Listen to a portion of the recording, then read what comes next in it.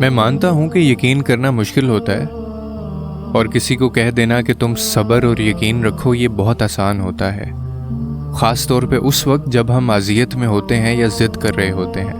اپنے رب سے کچھ لوگ رات کو یہ یقین کر کے سوتے ہیں کہ صبح اٹھ کر اپنا یہ کام کروں گا۔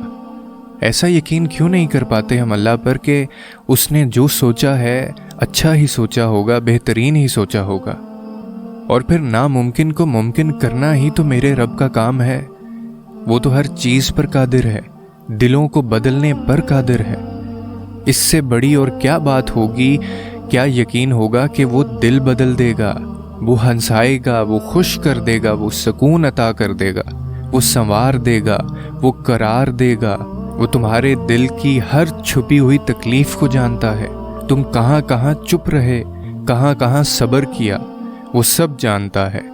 آج نہیں تو کل، کل نہیں تو پرسوں تمہیں قرار آ ہی جائے گا۔ یقین رکھو صرف اس ذات پر، وہ تو کبھی اپنے بندوں کو مایوس نہیں کرتا، کبھی نا امید نہیں کرتا، کبھی تنہا نہیں چھوڑتا۔